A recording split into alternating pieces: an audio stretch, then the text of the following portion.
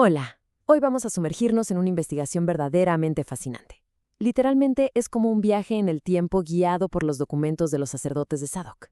Vamos a utilizar el hebreo bíblico y la morfología casi como si fueran herramientas de un detective para revisar cómo una tradición de reposo súper estricta que se ha observado por siglos podría tener su origen en simples errores de traducción. Acompáñenos a ver este caso donde la lingüística se vuelve clave para resolver un misterio histórico gigante. Fíjense en este texto de Éxodo 35:3, que seguramente muchos ya conocen de memoria. La traducción común dice: «No encenderéis fuego en ninguna de vuestras casas en el día de reposo». Y bueno, durante miles de años esta simple línea ha sido la regla inquebrantable para prohibir el fuego por completo en el Shabbat. Pero a ver, pensémoslo un segundo. ¿Por qué una ley antigua prohibiría tener calor en pleno invierno o un poco de luz en la oscuridad, que son necesidades humanas súper básicas? Según los hallazgos en la fuente que estamos analizando, la respuesta no tiene nada que ver con teología, sino puramente con gramática. Aquí es donde entra lo más interesante de este análisis, la morfología del hebreo bíblico. Imaginen que esto es una escena del crimen y que la estructura interna de las palabras antiguas son las huellas dactilares. Al estudiar a fondo cómo están formadas estas palabras en su idioma original, podemos descubrir qué querían decir realmente, mucho antes de que pasaran por el filtro de los traductores. El primer gran descubrimiento que hacen los sacerdotes de Sadoc nos cambia todo el escenario. En la traducción que todos solemos leer aparece la palabra casa. Pero resulta que al revisar el pergamino original en hebreo, la palabra beit, que es el término común para referirse a un hogar privado, simplemente no está. No existe en este pasaje. En su lugar usaron una palabra completamente distinta: moshabotem. ¿Y qué significa mojabotem? Pues definitivamente no es la sala de estar ni la cocina de una familia. Se refiere a asentamientos, campamentos de trabajo o áreas de residencia colectiva e industrial. Con este simple pero contundente hallazgo morfológico, el contexto da un giro de 180 grados. Ya no estamos hablando de una casa donde alguien busca calentarse, sino de un entorno comunitario mucho más amplio y sin duda ligado al trabajo físico. Bueno, ya tenemos el lugar correcto, ahora vamos a la acción en sí. Hoy en día interpretamos que la ley prohíbe cosas como prender una vela o, no sé, presionar un interruptor. Pero la investigación contrasta esa idea tan casera con el verbo real que se usa en el hebreo original, que es tebaru. Y créanme, este no es un verbo para nada ligero. El análisis de la palabra nos revela que tebarú indica una quema verdaderamente intensiva. Es un verbo robusto, pesado. Se usaba específicamente para procesos industriales o agrícolas que exigían muchísimo esfuerzo físico. O sea, no es el fuego de la estufa para hacerte un té, para nada.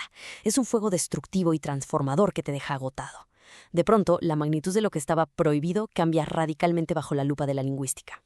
Y para que vean lo increíble que es conocer el hebreo bíblico, los investigadores rastrearon la raíz de este verbo. Está compuesta por 3 letras: bet, ain y resh. Si buscamos esa misma raíz en otras partes del texto, por ejemplo en Éxodo 22, aparece precisamente en las leyes de daños a la propiedad en el campo. Esto nos demuestra que la prohibición estaba apuntando a la práctica de limpiar terrenos mediante quemas controladas. Imagínense el trabajo inmenso que era eso. Había que vigilar las llamas constantemente para no incendiar la propiedad del vecino. Definitivamente nada que ver con el confort de estar en casa. Entonces, juntando estas piezas, las pistas morfológicas nos demuestran de manera muy objetiva que el propósito de esta regla antigua nunca fue dejar a las personas temblando de frío o en total oscuridad. La intención real era prevenir la labor creativa pesada, pausar la explotación comercial de la tierra y evitar esa vigilancia agotadora de las llamas agrícolas. El punto era garantizar un descanso de verdad para el cuerpo, no imponer un castigo. Ahora, seguro quienes conocen bien los textos estarán pensando en el contraargumento inevitable. ¿Y qué pasó entonces con el recolector de leña en el libro de Números 15? Ya saben, la historia de este hombre que fue sentenciado severamente en el desierto por recoger madera en día de reposo. A simple vista, esto parece tirar por la borda toda la teoría que acabamos de ver. Es el caso perfecto para poner a prueba nuestro análisis morfológico.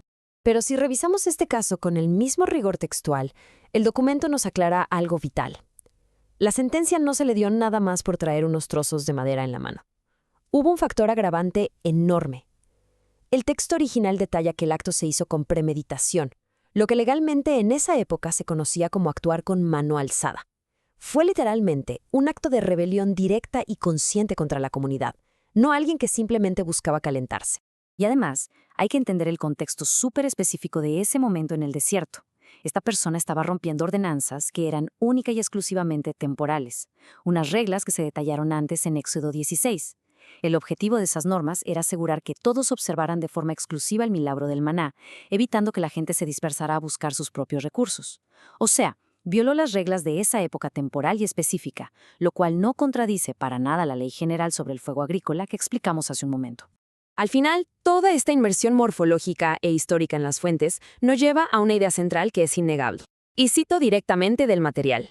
El Shabbat es un reposo de las labores creativas y de explotación de la tierra, no una privación de las necesidades humanas básicas.